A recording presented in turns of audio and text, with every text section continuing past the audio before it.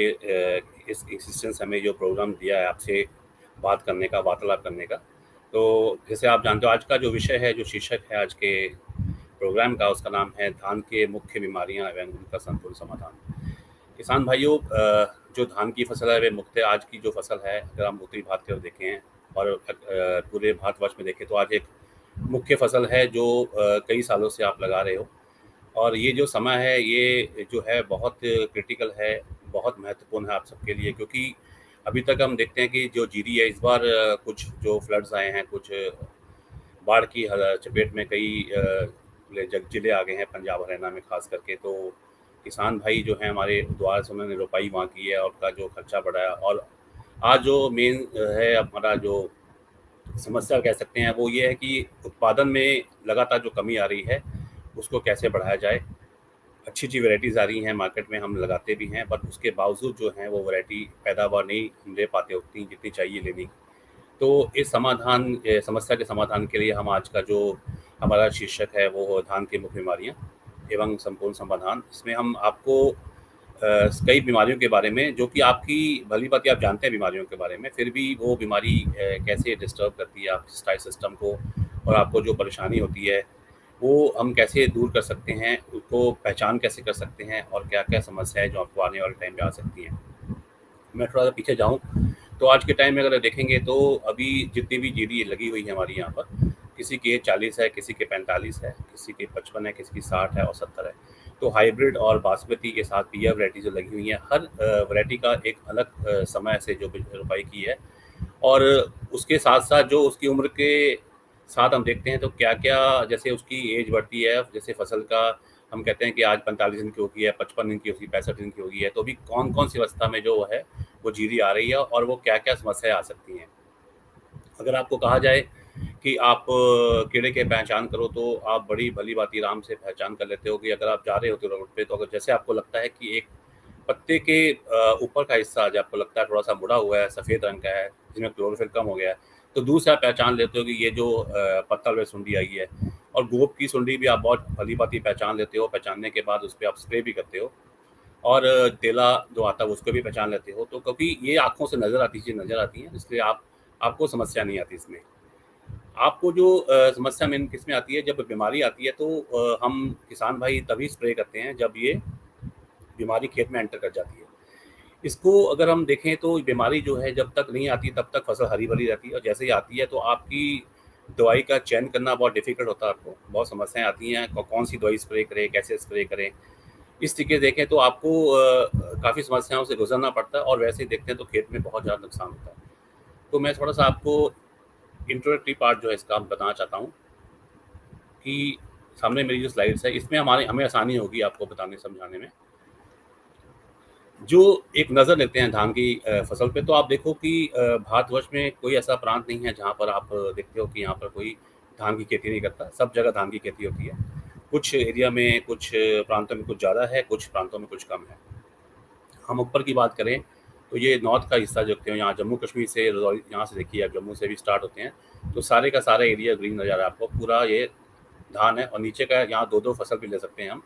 और सारे का सारा जो एरिया, ऑलरेडी एरिया राजस्थान को छोड़ के, राजस्थान में भी खेती है धान की, कई जगह में होती है, बट देखा जाए तो सारा जो धान का एरिया ये भारतवर्ष में है और हम बहुत अच्छी पोजीशन पे हैं। बट जो हमें प्रोडक्शन लेनी, जो उपजाऊ, जो पैदावार हमें लेनी है, जो उसका वैरायटी करेक्टर है वैरायटी का, उस हिसाब से देखा जाए तो हमें वो चीज़ नहीं मिल रही। तो ऐसी क्या चीज़ें हैं जिसके हम पैदावार को नहीं बढ़ा पा रहे। अब इसकी अगर स्टेज की बात करें तो आप देखते हो कि हम अगर इसकी नर्सरी पौध लगाते हैं बीज के साथ, तो नर्सरी में ही उसका उसका जीवन चक्र स्टार्ट होता है। और अगर देखा जाए तो कोई तकरीबन 30-35 दिन में, 25 दिन में उसको उखाड़ लेते हैं नर्सरी को, और बाद में हम रोपाई कर देते हैं, ट्रांसप्लांटिंग कर देते हैं कद्दू करके खेत में। आज की जो स्थिति है अगर देखा जाए तो तकरीबन किसी में 40, किसी में 45 दिन की जो एज होती है उसमें हम फुटाव की तरफ देखते हैं। हमारा पूरा झुकाव फुटाव होता है, और फुटाव करने के लिए हम बहुत सारी खादें डालते हैं, जिंक, लोहा, मैंगनीज, माइक्रोटर डालते हैं, कई और जैविक खादें डालते हैं, इसके साथ यूरिया, डीएपी, तो काफ़ी खर्चा करते हैं। इसके साथ नदीनाशक दवाई भी स्प्रे करते हैं ताकि जो धान का पौधा है वो चलता रहे, उसमें कोई बाधा ना पड़े, इसके लिए बहुत खर्चा करते हैं, लेबर का खर्चा करते हैं। उसके बाद फुटाव जब ले लेते हैं तो 40-45 दिन का फुटाव हो जाता है। उसके बाद फुटाव पॉसिबल नहीं होता, तो हम हाइट की तरफ भी देखते हैं, हाइट भी एक जगह पर रुक जाती है और हम बहुत ज़्यादा खाद डालते हैं, एक्स्ट्रा खाद डालते हैं ताकि इसका जो है अच्छी तरह फुटाव करे, इसका कद अच्छा हो जाए पौधे का, वो अच्छा चले ज़मीन के अंदर। ये हम काम कर चुके हैं। जो आज की स्थिति है, ये बहुत क्रिटिकल स्टेज इसलिए होती है क्योंकि जो मैंने आपको खर्चे गिनाए हैं, ये सारे खर्चे अगर आप देखो तो ये घास जाति का पौधा है और घास जाति जो है, अगर आप किसी की कुछ पूछोगे तो ये क्या, तो उसको लगेगा ये घास का पौधा है। तो घास का पौधा जब वो फसल में परिवर्तित होता है, उसका मतलब उसमें दाने लगते हैं, जिसको हम एंड में देख सकते हैं, जिसको हम हेड स्टेज कहते हैं, ये वाला। तो आज की स्थिति में हमें यहाँ से अब गुजरना है। तो अब जो बीच की स्थिति है, जिसमें हम कहते हैं कि अभी बाली आने वाली है, गोब में आ गया, तो कुछ जगह में ऐसे हुआ है, कई वैरायटी हैं जहाँ पर अभी बाली आ चुकी है बार, और 15-20-30 दिन में जाके वो कटाई करके हम मंडी में खाना आ जाएगा, नई जो वैरायटी है हमारी। तो ज़्यादा वैरायटी, कुछ बासमती, कुछ पीआर वैरायटी हैं जो भी हम कह सकते हैं कि अभी उसमें गोब में आ चुकी हैं और कुछ आने वाली हैं। तो ये ऐसा क्रिटिकल स्टेज है, अगर इसको हम संभाल लेंगे इस टाइम को, तो हम जो हमने खर्चे पिछले किए हैं वो सारे के सारे पूरे कन्वर्ट हो जाएंगे, परिवर्तित हो जाएंगे अपने उत्पादन की तरफ। तो आज जो हमारा विषय मैंने बताया जैसे बीमारियों के बारे में, तो हमें बीमारियों पर ही डिस्कशन करनी है कि इतनी महत्वपूर्ण बीमारियां क्यों होती हैं, क्यों कंट्रोल करना ज़्यादा डिफिकल्ट इसको होता है, और क्यों ये हमें परेशानी में डालती हैं और हमारे पैदावार में एंड में जाके गिरावट लाती है।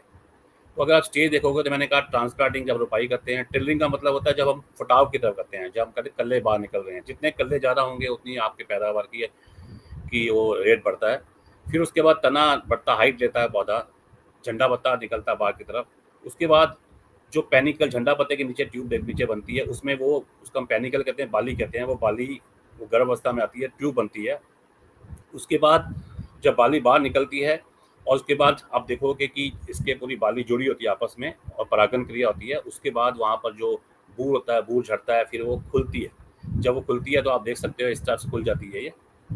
तो इसको हम कहते हैं कि अब ये दूध धारण करके ये इसमें मिल्क आ रहा है, और वो बाद में वो पकता है और बाद में वो हमें दाने के रूप में हम उसको काटते हैं और मंडी में लाके बेचते हैं। तो ये सारी स्टेजेस जो आपके सामने हैं, आज की टाइम हम यहाँ पर पहुँच चुके हैं। पैनिकल से हम स्टार्ट करते हैं बाली से, तो बाली से यहाँ जो स्टेज है पूरी, जो अभी अब 60-65 दिन की फसल है, वो आपके लिए काफ़ी महत्वपूर्ण है, इसको समझना बहुत ज़रूरी है। देखिए, इसकी आर्थिक विशेषताएं मैंने क्यों गिनाई है, क्योंकि अगर आप बात करो तो खेती में क्या होता है कि अगर आपने कितना खर्चा जो किया, लेबर पर खर्चा किया, लगाने का जो खर्चा किया, खादों पे किया है, कई खरपतवार दवाइयाँ आपने इस्तेमाल की हैं, उस सारा कोई अगर खर्चा हम कैलकुलेट करते हैं और उसको एंड में लेके जाते हैं, तो सारा जो हमारा लागत पूरी होती है वो होती है पैदावार से, और पैदावार से ही हमारा काम चलने वाला होता है।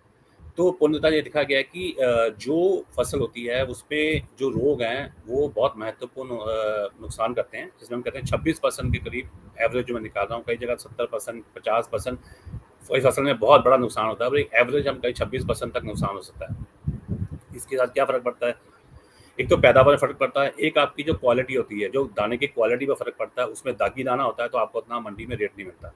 खासकर बासमती में देखा होगा कि दाना लंबा होना चाहिए, उसमें स्मेल होनी चाहिए, उसका करैक्टर शो होना चाहिए, और साथ के साथ वो दाग इसमें कम पड़ने चाहिए, तभी आपको जो 2 पैसे एक्स्ट्रा मिलते हैं। तो इसमें अगर समस्याएँ की बात करते हैं तो क्या होता है कि किसान भाई कई बार वैसे तो जागरूकता बहुत है हमारे किसान भाइयों में, पर फिर भी क्या होता है कई बार कि हम चयन नहीं कर पाते प्रॉपर एक फंगिसाइड का, क्योंकि रोग हमें पता नहीं एग्जैक्ट रोग है क्या। तो रोग क्यों आता है, कैसा आता है, क्या कारण आते हैं, ये जानना बहुत ज़रूरी है। तो हमारी जागरूकता जो अभी भी कई फसलों में रोगों के प्रति कम है, और कई बार सिलेक्शन बहुत डिफिकल्ट होती है। वैसे आपको कॉन्टैक्ट और सिस्टेमिक 2 टाइप के बाज़ार में मिलते हैं जो फफूंदनाशक। कॉन्टैक्ट का मतलब होता है कि जो संपर्क में आएगा और फंगस उसको उसके ऊपर संपर्क में आएगी, तो फंगस जो है, जो हम फफूंद कहते हैं, वो कंट्रोल में आती है। सिस्टेमिक का मतलब होता है जो सिस्टम में एंटर करती है पत्तों के रास्ते, और वहाँ पर टारगेट करती है जहाँ पर फफूंद स्टार्ट होता है, तो उसको वहीं ख़त्म करती है। इसको हम सिस्टेमिक कहते हैं। और एक इस्तेमाल का समय, सबसे जो इम्पोर्टेंट चीज़ है, हमारे किसान भाई अगर देखा जाए तो हर किसान अपनी फसल का पूरा ध्यान रखता है, और फसल के साथ साथ वो पूरा ध्यान रखता है कि जो कोई भी फफूंदनाशक दवाई स्प्रे कर रहा है वो बेहतर हो।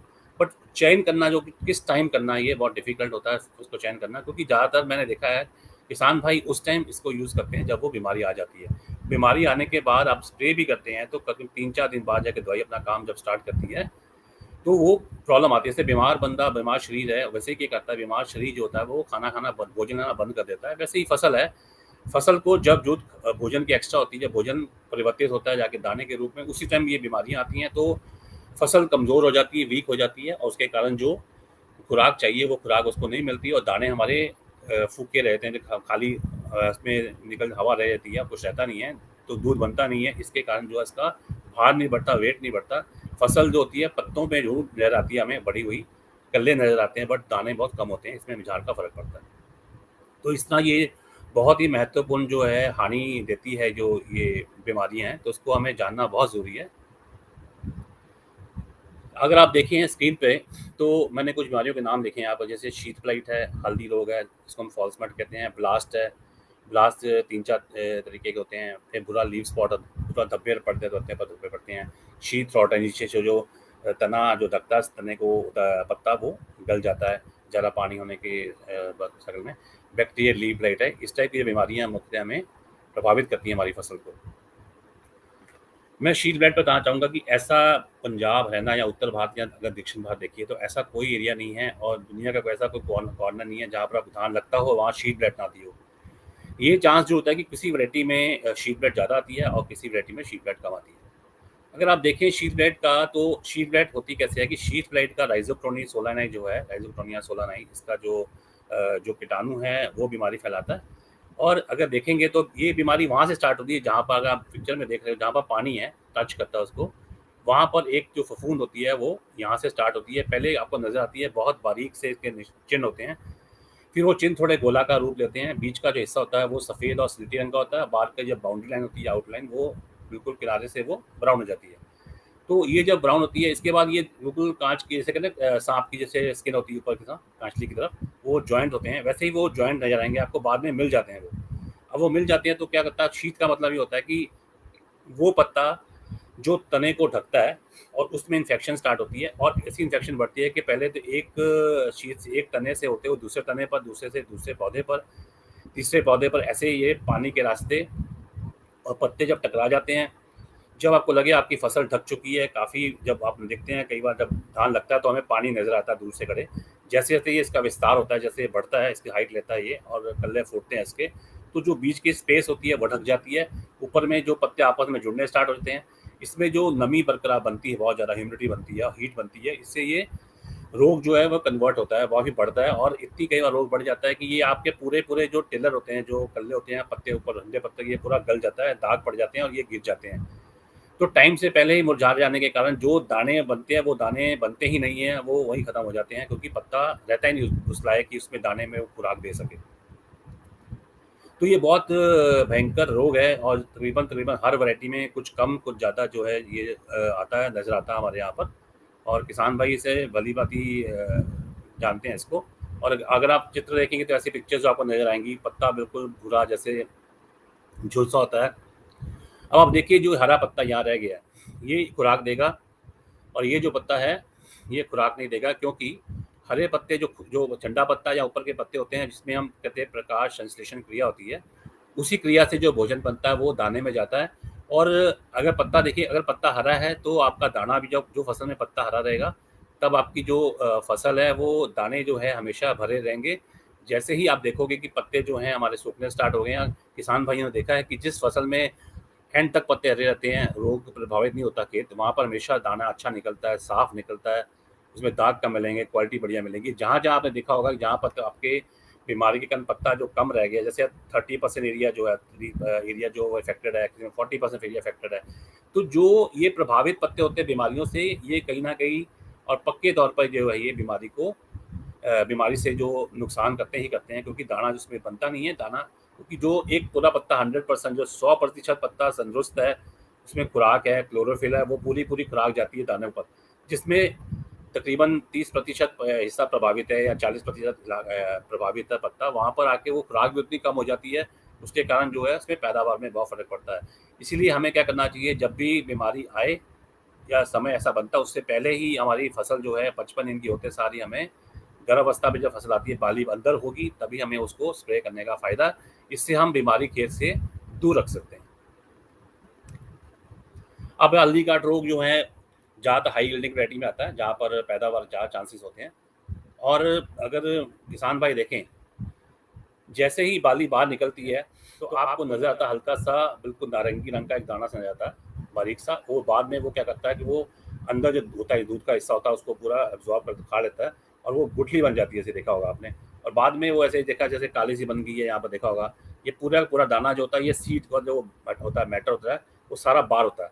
मतलब वो उसके कोट सीड कोट से बाहर आ जाता है, छिलका से बाहर निकल आता है और वो पूरा प्रभावित होता है। और जैसे वो टच करता है किसी को भी, आपके कपड़ों को, जो उसका बूल, जिसका जो पाउडर नीचे गिरता है, वो एक खेत से दूसरे खेत, दूसरे के तीसरे खेत में जाके ये पूरा पूरा ये नुकसान करता है।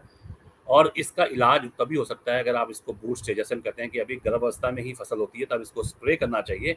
अगर आप स्प्रे करेंगे तभी जाके जो है ये हम रोग को नियंत्रित कर सकते हैं। इसके बगैर कोई चारा नहीं है, कोई भी दवाई दुनिया की ऐसी नहीं है जो आने पर इसको रोक सके। इसलिए मेरे किसान भाइयों से निवेदन है कि वो हमेशा इस रोग को रोकने के लिए ही इसको हमेशा पहले स्प्रे करें। अब ये जो बीमारी में सामने स्क्रीन पर आ रही है वो है ब्लास्ट। ब्लास्ट अगर देखें तो लीफ ब्लास्ट, पत्तों पर ब्लास्ट आता है, जो आप देख रहे हो, जो चित्र में आपको नजर आ रहे हैं। इसमें बिल्कुल ये कहीं से भी स्टार्ट हो सकता है। देखा होगा आपने, यहाँ देखिए आप कि भूरा रंग है, यहाँ वाइट रंग है, स्लेटी रंग है, बाद में जो पीले रंग का जो आपको नजर आता है, उसके बाद ये देखिए इस तरह से हो सकता है, या फिर आँख की पुतली जैसे आकार होते हैं, ऐसे बनता है। अगर आप ध्यान से देखें तो ये जो हिस्सा खत्म हो चुका है, इसमें क्लोरोफिल खत्म हो चुका है, ये बीमारी से ग्रसित है।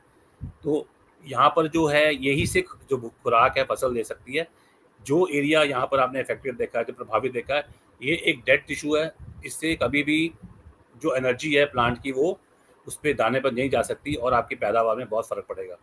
इसके बाद यहाँ भी देखिएगा तो तकरीबन इसका प्रभावित इलाका हम देखते हैं तो 30% जो पत्ता है ये प्रभावित है। तो ये भी आप समझ लो कि ये खाद जो ये खुराक, एक दो रास्ते हैं, या तो आप पत्ते को पूरा तंदुरुस्त रखो, जैसे ये नीचे का पत्ता है तो इसमें पूरी खुराक आएगी। अगर ऐसी आती है तो आपको ये काफ़ी हद तक नुकसान कर सकती है, आर्थिक नुकसान। उसके बाद था नोडल ब्लास्ट। ये देखिए नोडल ब्लास्ट, ये गांठ देखिए आपने बीच में, ये डंडी यहाँ से गल जाती है, जो सप्लाई जा रही है ऊपर की तरफ खुराक की, वो रुक जाती है। तो यहाँ पर ये बिल्कुल दाने खाली रह जाएंगे, सफ़ेद रंग के रह जाएंगे, इसमें खुराक जाएगी नहीं, क्योंकि जैसे किसी ने गर्दन से पकड़ा हुआ है और आगे से वो चीज़ आगे जा ही नहीं रही।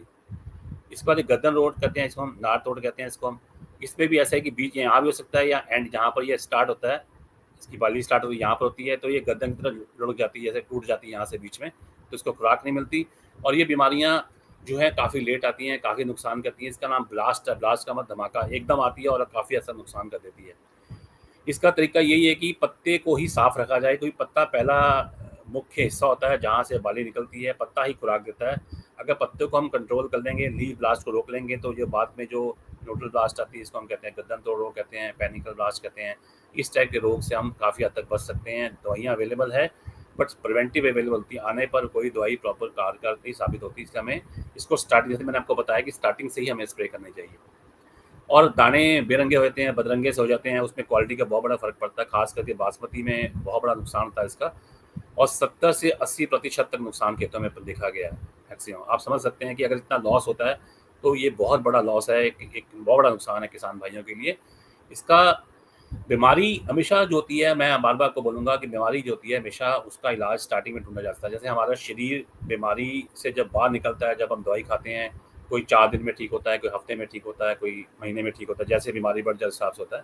बट जैसे ही हम बीमारी से बाहर आते हैं, जिस ताकत से हम काम कर रहे होते हैं, जिस ताकत से जैसे कि बच्चे पढ़ते हैं, जब भागते हैं, या हम लोग अपना काम करते हैं, उस ताकत में वापसी के लिए बहुत टाइम लगता है। वैसे ही फसल की एज होती है, कोई फसल 130 दिन की है, कोई फसल 120 दिन की है, कोई 110 की है, कोई बासमती खास के 155 दिन की, 165 दिन की है। तो जो जितनी वैराइटीज़ हैं उसको लंबा चलना होता है, तो उसके पूरे जीवन चक्र में प्रभावित करती है फसल को, और जो पैदावार हमारे उसमें बहुत ज़्यादा फ़र्क पड़ती है। ये शीट बेड का मैं थोड़ा सा बताना चाहूँगा कि जो दौरा की ये जो सर्कल है, देखो यहाँ पर जो पुराने जो बचा होता है खुराक, वहीं पर इसके जरासीन पनपते हैं। पनपने के बाद ये जहाँ पर पानी होता है, पानी के रास्ते उसके तने को टच करते हैं। टच करने के बाद ये इसके सिस्टम में, टिश्यू में घुस जाते हैं अंदर, और यहाँ पर आके ये क्या प्रभावित करते हैं। जो यहाँ से सप्लाई नीचे जड़ के रास्ते ऊपर जारी होती है, ऊपर तक नहीं पहुँचती, पत्ते पर खुराक नहीं पहुँचती, तो ये काफ़ी हद तक नुकसान करती है। उसके बाद जब दानों पर या असर डालती है, या पत्तों पर द्वारा पत्ते झड़ जाते हैं, गिर जाते हैं, वो ज़मीन पर आके अपना 2 साल तक इसकी लाइफ होती है। 2 खेत में पड़े रहते हैं और 2 साल के बाद दोबारा भी बन सकते हैं। तो इतना मतलब इसमें अंदर वो नुकसान करने की क्षमता है। ये शीट बेड का था, मैं बताना चाहता हूँ आपको। इस टाइप के जो बदरंगे दाने हैं, ये मौसम से भी होते हैं और किसी कीड़े के काटने से भी हो सकते हैं, पर ये बीमारी से भी बहुत ज़्यादा प्रभावित होते हैं। और इसमें देखा जाए तो इतनी अच्छी बड़ी फसल होती है, और एंड में जब दाने बिल्कुल सूखे निकलते हैं, ब्राउन धब्बे पड़े होते हैं, तो काफ़ी कुछ खाली निकलते हैं, तो किसान भाई का काफ़ी बड़ा नुकसान होता है। और ये इसकी जो मार्केट रेट है, मार्केट प्राइस है, वो बहुत ज़्यादा कम मिलता है। तो ये आपकी सारी की सारी मेहनत जो है, क्योंकि हमारे जो मेन फल है वो है ये दाने, और दाने की चमकदार चमकदार दाने ही हमारे जो है मेन टारगेट, हमारा ऑब्जेक्टिव, हमारा उद्देश्य होना चाहिए। तो इस दानों की जो रंग आ रहा, बेरंगा रंग आ रहा है, जो बदरंगा रंग आ रहा है, ये जो रंग सारे हैं ये पत्तों पर बीमारी आने से ही स्टार्ट हो जाते हैं। हमें नज़र उस टाइम आते हैं जब ये हमारी फसल पकने को तैयार होती है। तो ये मुख्यतः बीमारी थी जो मैंने आपको बताया। अब थोड़ा-सा हम ये जानेंगे कि बीमारी जो आती है तो बीमारी किस स्टेप से एंटर करती है और इसके इलाज के लिए हम क्या कर सकते हैं। ये जो मैंने आपको बताया, ये सारे के सारे जो रोग हैं, ये फफूंद से प्रभावित बीमारियाँ, होने वाली बीमारियाँ जो धान को प्रभावित करती हैं पैदावार में और आपके क्वालिटी में। तो किसान भाई, अगर आप देखोगे तो मैंने एक जो यहाँ दिखाया हुआ है, ये चित्र आप देख रहे हो, ये नीले रंग की जो उल्ली है ना, ये हमेशा पत्ते के ऊपर पड़ी रहती है। ये मौसम पर निर्भर करता है कि कब मौसम खराब होता है और कब वो हमला करती है। जो सेकंड स्टेज है, ये आप देखोगे तो यहाँ पर एंटर करेगी पत्ते के अंदर। अब ये एंटर करके ये हो सकता है कि ये ऐसे एंटर करके फैल जाए, इसकी कॉलोनी बन जाए, ये मल्टीप्लाई कर जाए, फैल जाए। जरासीन्स के मल्टीप्लाई से दूध दूध से दही जमता, दही जैसे फैलती ना, दही बन जाता है, तो उसमें कीटाणु होते हैं। वैसे ही उसको कॉलोनी कहते हैं, कॉलोनाइजेशन कहते हैं हम अंग्रेजी में। तो ये फैलते हैं और विस्तार करते हैं अपने आप, और उसके बाद फसलों को प्रभावित करते हैं। तो हो सकता है कि ये एंटर करने के बाद, जब एंटर कर जाता है तो ये रुक जाए, और अगर ये एंटर यहाँ से यहाँ आ गया तो फिर ये बीमारी की जो चिन्ह है, इसके अंदर वो लक्षण आने स्टार्ट हो जाएंगे। जैसे मैंने बताया कि धब्बा पड़ जाता है स्टार्टिंग में, फिर धब्बे से पड़ता है, या एक निशान बाद में फैलना स्टार्ट होता है। ये एंड चित्र जो है, ये इसके जरासीना है, मतलब कि जो यहाँ का जो यहाँ से इसके जरासीन जो कण अंश पैदा हुए बीमारी फैलाने वाले, ये उस रूप में आ जाते हैं। जैसे हम कहते हैं कि अब ये जो है बीमारी जो है फैलने वाली स्थिति में, ये पानी के रास्ते, या आप कह सकते हैं कि हवा के रास्ते, या आपके आपके अंदर कपड़े लेके आते, कपड़े में भी टच करते हैं, आपका आपके कपड़े से दूसरे खेत में जब एंटर करते हैं वहाँ भी जा सकता है। तो इसका विस्तार होता है हवा के रास्ते, और कई कई किलोमीटर तक ये उड़ते हैं, तो प्रभावित करते हैं कई फसलों को, अगर आप देखोगे तो। अब ये निर्भर करता है कि उस वैरायटी में ताकत कितनी है उस रोग के प्रति लड़ने की, तो कभी ज़्यादा कभी कम, या आती हर जगह में। अब आप देखो कि इस स्थिति में फार्मर को, जो आप किसान भाई हैं, इनको ये चीज़ नज़र नहीं आती, क्योंकि ये लक्षण छोड़े हम इसको देखते रहते हैं। उसके बाद ये मौसम बदलता है, तो मौसम के साथ ये बीमारी हो जाती है। तो उसके बाद हम क्या करते हैं, अब हम कब स्प्रे करते हैं, ये चौथी स्थिति आती है, जब चौथी या पाँचवीं, जैसे आप चौथी स्थिति पर स्प्रे करोगे तो ये पाँचवीं स्थिति आ जाएगी। हफ्ते के अंदर अंदर ये पूरा खेत आपका इस स्टेज पे पहुंच, यहाँ जीरो स्टेज है, यहाँ हम कहते हैं कि बीमारी नहीं है, और ये वो स्टेज है, बीमारी आके इतनी बढ़ चुकी है, ये फैलने वाली स्थिति में आ गई है। अब जो सुमिटोमो आपको एक आपका जाना माना प्रोडक्ट है, केवीएट है, जो आप देख सकते हैं कि मार्केट में अवेलेबल है। इस प्रोडक्ट के बारे में इसकी कि क्या इस प्रोडक्ट में है और कैसे ये काम करता है, इसके बारे में हम संक्षेप में बात करेंगे। अगर आप चित्र में देखेंगे तो इसमें 3 स्टेज लिखी हुई है: निवारक, रोजगार, निर्मूलक। अब क्या होता है कि जब बीमारी का प्रिवेंटिव मेजर, मतलब हम कहते हैं कि अब बीमारी नहीं आई, और बीमारी अगर नहीं आई तो क्या करना चाहिए। अगर आप इसकी स्प्रे करते हैं तो ये बीमारी को आने ही नहीं देगी, ठीक है। उसके बाद अगर बीमारी आ जाती है, अभी क्या हुआ कि लक्षण आने स्टार्ट हो गए हैं, मतलब उसमें धब्बे पड़ने स्टार्ट हो गए हैं, तो इसको वही रोकेगी वो। क्योंकि अगर पत्ता पुराना चल रहा है, इसमें बीमारी आई और नया पत्ता बाहर निकल रहा है, ना या उसमें आपकी बाली बाहर आ रही है, तो बाली प्रभावित नहीं होगी, क्योंकि आपने कंट्रोल पत्ते पे किया हुआ है।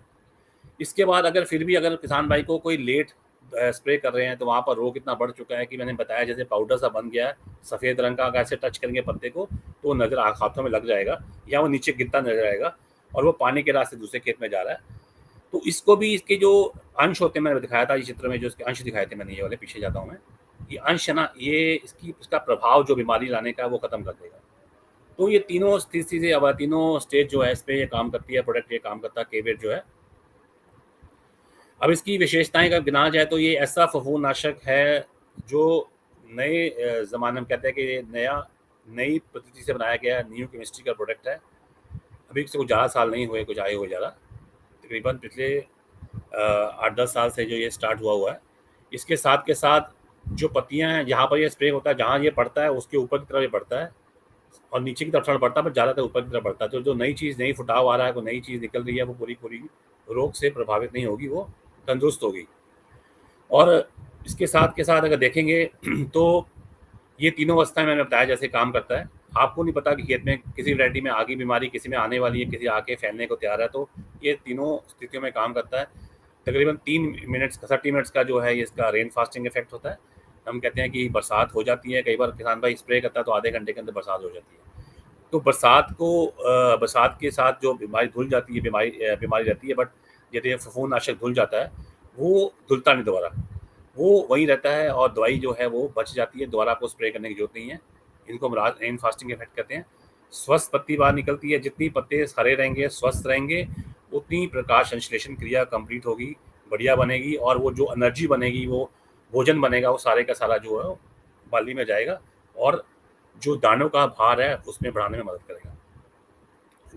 अगर इसका वेट बढ़ता है तो नेचुरल चीज़ है कि मुनाफा, जो आर्थिक मुनाफा मिलता है हमें, वो पूरा मिलेगा, जिसके लिए हमने इतना खर्चा किया। तो जो खर्चा हमें करना चाहिए जिस टाइम पे, अगर हम टाइम पे लेट करते हैं तो वही हमें नुकसान होता है।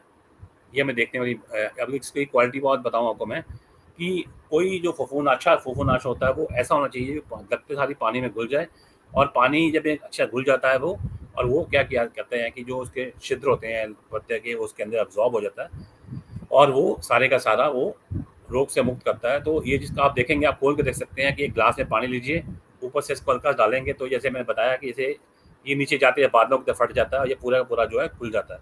बड़ा अच्छा इसका सोल्यूशन बनता है, और किसी भी दवाई के साथ आप इसको आराम से स्प्रे कर सकते हैं। जैसे कोई कीटनाशक दवाई कर रहे हो, आप कुछ भी कर रहे हो, आप इसके साथ आराम से ये घुल जाता है, इसमें घुलने में समस्या नहीं है, आपको बड़े अच्छी स्प्रे की जाती है। ये जो चित्र है, ऊपर का चित्र है, ये जहाँ पर इसकी बाल होते हैं फफूंद के, इस पे मतलब देखो यहाँ कंप्लीट है, यहाँ पर आके फट जाती है। तो फटने से जो होती है फफूंद होती है, वो पूरी की पूरी जो है फसल को यहाँ पर प्रभावित नहीं कर पाती और फसल हमारी रोग से बच जाती है। जब ये मर जाती है, किल हो जाती है ये फंगस जो है, तो रोग आगे बढ़ता ही नहीं है। इस तरह से ये जो फंगस के अगेंस्ट जो है जो कहते हैं फफूंद कहते हैं, उसके अगेंस्ट ये दवाई काम करती है। हम आपको ये सिफारिश करते हैं कि जब भी किसान भाई केवेट की स्प्रे करें, जिसकी डोज जो है 300 ग्राम है, इसमें आप श्योर शॉट जो है उसके 3 काम है। एक तो ये फैलाता है, और एक तो दूसरा ये पत्तों में चिपकाता है इसको, और एक हिस्से से दूसरे हिस्से में जो है वो चले जाता है, जो है इसका ये फ़ायदा है। इसके साथ मैं आपको एक और प्रोडक्ट बताऊंगा। जब ये पहली स्प्रे हम करते हैं, मैंने आपको बताया था कि ये भी इतना दवाई की तरह काम, जैसे हम कहते हैं सुबह की दवाई खानी, दोपहर की दवाई और रात की दवाई खाई, तो इससे ही जो जब तक ये कंप्लीट कोर्स नहीं करते, हम ठीक नहीं करते, वैसे फसल जब तक आपकी खेत में खड़ी है, जब तक काटते नहीं है, तब तक वो रोग में कभी कभी हमला कोई हल्दी कोई लेट हो जाता हमला। तो जैसे केवेट का आप स्प्रे करेंगे, तो केवेट के स्प्रे के 15 दिन का इसका असर रहता है, 10 से 15 दिन का। ये निर्भर करता है कि बीमारी का मतलब लेवल कहाँ तक पहुँच चुका है और मौसम कैसा है। दूसरी स्प्रे हम आपको रिकमेंड करेंगे, ये पहली और दूसरी स्प्रे में एरीगेटो स्प्रे कर सकते हो, जिसमें काफ़ी लंबा असर होता है इसका। ये पत्ते को और दानों को प्रभावित जो हिस्से होते हैं उसको बचाती है। तो ये जो एरीगेटो है, इसमें 2 टाइप के केमिकल्स डाले हुए हैं। आप एरीगेटो को भी यूज़ कर सकते हैं। 200 ml जो है प्रति एकड़ जिसकी स्प्रे की डोज जो रिकमेंड की जाती है, ये हमारे फेसबुक में भी और व्हाट्सएप थ्रू हमारे डिजिटल मार्केटिंग मीडिया ने हमें काफ़ी किसानों को जागरूकता करने के लिए प्रोडक्ट के जो है वो पोस्टर लगाए हुए हैं, आपके सामने डिस्प्ले लगाया हुआ है, और मुझे कई किसान भाइयों के फ़ोन भी आ रहे हैं। तो ये एक बेहतरीन प्रोडक्ट है, जिन्होंने पिछले साल यूज़ किया हुआ 2 साल से, वो इसको अभी भी बाय नेम जानते हैं एरीगेटो प्रोडक्ट को। आप इसको यूज़ कर सकते हैं, और इसको हम आगे इसकी 2 स्प्रे करते हैं बासमतियों में और 1 स्प्रे एरीगेटो इसकी करते हैं केवेट की, तो हमारी जो फसल है वो संपूर्ण रूप से रोगों से मुक्त हो सकती है। तो आप एरीगेटो को इस्तेमाल कीजिए। अब मैं आपको एक जो एंड वाला रोग है, हम कहते हैं कि बहुत भयानक रोग है, आगे जो मैंने पहले बताया आपको, वो रोग जो था वो फफूंद से ग्रसित रोग थे। अब ये रोग आपके स्क्रीन पे है, वो है बैक्टीरियल लीफ ब्लाइट। जो बैक्टीरियल लीफ ब्लाइट होती है, ये सबसे पुरानी बीमारी है, जो कि 1814 में जापान में ही पाई गई इसका। उसके बाद क्या देखा गया, पूरे दुनिया में जहाँ भी धान लगता है वहाँ पर ये रोग पाया गया, और ये रोग इतना खतरनाक है कि तकरीबन तकरीबन 80% तक 90% तक खेत को खाली कर सकता है, और बहुत भयंकर होगा। और यहाँ कर देखें तो कुछ सालों से देखा जाए तो ये रोग हमारे उत्तरी भारत में काफ़ी जल्दी पनप रहा है, और जो पैनिकल ब्लाइट भी हम कह सकते हैं, जो बाद में बढ़ती है इसके आने से, और बैक्टीरियल लीफ ब्लाइट जो मेजर बीमारी आ रही है, ये इसको पहचानना इसलिए जरूरी है कि आप देखोगे कि ये पूरे खेत में एकदम नहीं फैलती, पहले कुछ कुछ जगहों में आपको नजर आएगी, और वो उस जगह में आपको नजर क्या आएगा, ऊपर की जो नोक होती है वो हल्की हल्की सूखती है, और इसका एक हिस्सा पत्ते का जो है वो आपका ये पीलापन शो करता है। और आज हम देख रहे हैं कि जहाँ पर मौसम, जहाँ बरसात नहीं हुई ज़्यादा, जहाँ इस बार लोगों ने, किसान भाइयों ने बहुत ज़्यादा यूरिया डाला हुआ है। और यूरिया, जो मैंने बताया कि यूरिया ही बीमारियाँ लेकर आता है, तो ये रोग काफ़ी हद तक यूरिया जो है इस पे असर डालता है इस रोग पे। और अगर आप शाम से दोपहर को 3 बजे जाते हो बाजार खेत में, तो देखा होगा आपने कि आपका जो खेत है वो पत्ते ऊपर से पीलापन शो करते हैं। आपको लगता है कुछ कमी आ गई, पीलापन आ गया। ये जो निशानी है बैक्टीरियल लीफ ब्लाइट की, तो इसका एक साइड देखेंगे ना अगर आप, तो एक साइड में हल्का सा लाइनें पड़ती हैं पहले पीले रंग की, और वो बाद में स्लेटी बन जाती हैं, और बाद में पूरे का पूरा जो पत्ता है वो सूखना स्टार्ट हो जाता है। ऐसा लगता है जैसे जला होता है, जैसे आग लगाते हैं तो पत्ते दूर किसके सेक से झुलस जाते हैं। इसको हम झुलसा रोग भी कहते हैं। ये ऐसी बीमारी है, और इस टाइम आती है जब वो दूध बन रहा होता है, पूरे का पूरा जो खेत आपका प्रभावित होता है। इसका इलाज बाद में नहीं होता, और काफ़ी हद तक ये नुकसान करता है। अगर आप पत्ते के हिस्से को तोड़ लेंगे, एक गिलास पानी में लीजिएगा, पानी साफ पानी, उसमें डुबोएंगे तो एक लार सी निकलती है सफ़ेद रंग की। वो दर्शाती है कि इसमें अंदर वो बैक्टीरियल लीफ ब्लाइट है। आप आराम से इसको चेक कर सकते हैं, खुद चेक कर सकते हो। और गुणवत्ता पे बहुत बड़ा असर है, क्योंकि पत्ते जो सूख जाते हैं, जो दाने पिचक जाते हैं, और उसमें क्वालिटी का बहुत बड़ा इशू आता है। और ये बीमारी ऐसी है, एक बार जब फैलती है तो रुकने में आती नहीं है। एक साइड से स्टार्ट होकर दूसरी साइड में स्प्रे करते हैं। इसको बढ़िया तरीका, इसको रोकने का तरीका है कि जहाँ पर यह प्रभावित इलाका, उसको बाउंड्री से इसको पहले आप स्प्रे कीजिए, बाद में पूरे खेत में स्प्रे कीजिए। और हमेशा टाइम से पहले स्प्रे करने का इसका फ़ायदा है। मैंने बताया कि एक तो परिस्थितियाँ ऐसी आती हैं जैसे कि ह्यूमिडिटी हाई है, बहुत हाई ह्यूमिडिटी है, और टेम्परेचर के, रात का टेम्परेचर भी जो है वो तकरीबन 20-22 डिग्री या दिन का टेम 35 डिग्री, या नीचे खाद बहुत डाली, यूरिया बहुत डाला हुआ हमने। और इस टाइप की चीज़ें होती हैं जो ये उसको मैंने बढ़ाती हैं, देखा जाए साथ के साथ। और हवा के साथ ये पूरा फैलता है, और जो बचा हिस्सा ज़मीन में रह जाता है वही हिस्सा आगे अगली फसल को आगे प्रभावित करता है जब बीमारी आ जाती है। इसके लक्षण देखिए आप, जैसे मैंने बताया था कि ये स्टार्टिंग ऐसे लगता है जैसे कोई झुलसा हुआ है, ये पूरा हिस्सा ऐसे आने पर आप देखो बाकी खेत खरा है, और ये बाद में पूरे का पूरा खेत जो है वैसे नजर आपको आएगा। ऐसे निशानी होती है। इसके बाद देख रहे हो आप, तो ये जो धारी के रूप में आता है, ये काफ़ी हद तक समस्या करता है, और ये काफ़ी ज़्यादा खतरनाक बीमारी है। इसको हमें ध्यान रखना चाहिए। इसके इलाज के लिए एक तो कहनी चाहिए रेजिस्टेंस वैरायटी होती हैं जिसमें ये रोग लड़ने शक्ति होती है। यूरिया का इस्तेमाल जितनी ज़रूरत उतना करिए। पानी ज़रा ना खड़ा कीजिए खेत में, और ज़रा पानी खड़ा रहे तभी बीमारी लेके आता है ये। आपकी मेड़ें होती हैं, जितनी बीमारियाँ देखेंगी मेड़ों पर स्टार्ट होती है। तो मेड़ों और नहरों के आसपास जो घास है, जंगली घास है, कुछ भी घास को सुखाना बहुत ज़रूरी है। इसके लिए कई दवाई अवेलेबल है हमारे पास। उसके साथ जो है इसको ट्रीटमेंट स्टार्टिंग में करना चाहिए, तो ट्रीटमेंट स्टार्टिंग में भी है। तो ये कुछ इलाज ऐसे हैं जो हमें करने चाहिए। साथ के साथ इसका रासायनिक जो प्रयोग है, रासायनिक इलाज है, वो आपको मैं बताना चाहूँगा। अभी सुमिटोमो ने अभी बाज़ार में दवाई हम लेके आ रहे हैं, रम्पस एक नई दवाई है, बड़ी इफेक्टिव दवाई है। आपके सामने नज़र आ गई, हमने यहाँ पर काफ़ी किसान भाइयों को बताया भी है। बहुत बढ़िया बीमारी है, छिड़काव करना चाहिए। अभी इस टाइम छिड़काव का टाइम है, और काफ़ी हद तक ये रोग को दूर रखती है। फसल को बढ़िया प्रोडक्ट है। ट्राइबेसी कॉपर है इसमें। ये आप कभी भी किसी भी दवाई के साथ को मिला के कर सकते हो बेझिझक। इसमें कोई फसल को प्रभावित नहीं करती, कोई इसमें कोई फाइटोटॉक्सिसिटी नहीं आती, कोई बुरा दुष्प्रभाव इसके अंदर नहीं है। पूरी तरह से सिक्योर है, और हरे भरे पत्ते रहते हैं, और बैक्टीरिया को पूरा कंट्रोल करती है। रम्पस जो है ये आपको हमारे यहाँ पर जो मार्केट में है वो अवेलेबल हो जाएगी आपको, ये दवाई जो है। तो किसान भाइयों, ये जो आज का सेशन है ये बहुत संक्षेप में एक छोटे से इस प्लेटफॉर्म पे, जब हम जिस डिजिटल मीडिया कहते हैं, इस थ्रू हमने आपसे बात करने की कोशिश की है। वैसे हमारी जो टीम है, वो टीम हमारी पूरी खेतों में आपके साथ काम करती है। हमारे डीलर भी आपको गाइड करते हैं, हमारे डिस्ट्रीब्यूटर आपको गाइड करते हैं, और हमारे डिजिटल मार्केटिंग मीडिया से फेसबुक थ्रू, व्हाट्सएप थ्रू आपको कई मैसेज आते होंगे, ताकि जो जानकारी है, ये सभी का जो ऑब्जेक्टिव यही होता है कि हम जो प्रोडक्ट इतना खर्चा करते हैं वो प्रोडक्ट अच्छी तरह से इस्तेमाल किया जाए, अच्छी डोज पर इस्तेमाल किया जाए, और उसको कब करना है, कैसे करना है। क्योंकि ये सुमिटोमो का लक्ष्य रहा है कि हमेशा किसान जो है उसको अच्छी नॉलेज दी जाए, अच्छा प्रोडक्ट दिया जाए, ताकि वो किसान इसको अच्छी तरह से इस्तेमाल करें। अच्छा प्रोडक्ट बुरा तब बन जाता है जो प्रॉपर उसको हम इस्तेमाल पे लेके नहीं आते, या कम डोज पे काम करते हैं। और इसको जानने के लिए सुमिटोमो हमेशा आपके साथ है, इसको बताने के लिए आपके साथ है। और ये जो चीज़ें हैं जो मैंने रिपीट की हैं आपको, मैं बताना चाहूँगा, दोबारा एक हल्का बताना चाहूँगा कि ये जो रोग अभी आने वाले टाइम पे, बीमारी और कीटाणु ये ग्रसित रोग जो आने वाले हैं इस टाइम, वो काफ़ी भयंकर रूप से खेतों में प्रभावित करते हैं।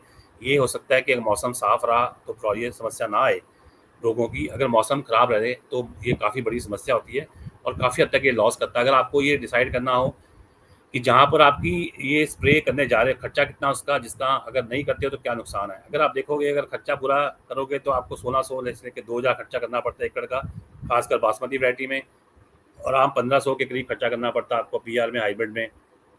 तो एक साइड में ये खर्चा है जहाँ पर आपको दवाई का खर्चा करना पड़ रहा है, एक साइड में वो खर्चा है जो बचाने की कोशिश करते हैं कि दवाई ना करनी पड़े। तो अगर आप देखोगे, जब पैदावार में 5-6 क्विंटल का मिनिमम फ़र्क पड़ जाता है तो ये बहुत बड़ा लॉस है आपको। तो इसीलिए मेरी आपसे विनती है कि आप इसको समय रहते स्प्रे कीजिए। आज टाइम है, इसी टाइम करना चाहिए, और आपके सुझाव जो हैं वो आप लगातार देते रहिए। हमारी जो टीम है, मार्केटिंग टीम होती है, वो आपके साथ काम करती है, सेल्स की टीम साथ काम करती है, हमारे डिस्ट्रीब्यूटर्स भी आपके साथ हैं, हमारा डिजिटल मार्केटिंग भी आपके साथ है। आपको कोई समस्या आती है, आप हमसे बात कर सकते हैं, फ़ोन पे बात कर सकते हैं, हमारी वेबसाइट में विज़िट करते हैं, www.sumicam.co.in में आप जा सकते हैं। कोई प्रोडक्ट के बारे में आपको नॉलेज चाहिए, आप हमसे संपर्क कर सकते हैं। सुमिटोमो आपके सेवा में हमेशा हाज़िर है। तो मैं इस प्रेज़ेंटेशन को यहीं पर ख़त्म करता हूँ, और आस है कि आपको जो है ये ठीक लगी होगी, तो आप अपना जो सुझाव हमें दे सकते हैं। और मेरा ये मानना है कि किसान भाई, अगर आप इस टाइम जो टाइम पर इसको सँभाल लेंगे, जो फसल आपकी खड़ी है, और अभी आप देख रहे हैं मौसम काफ़ी हद तक ख़राब है, नमी है, बरसात हो रही है, सूखे के बाद बरसात काफ़ी हो रही है, नीचे पानी खड़ा खेत में, बीमारी आ सकती है।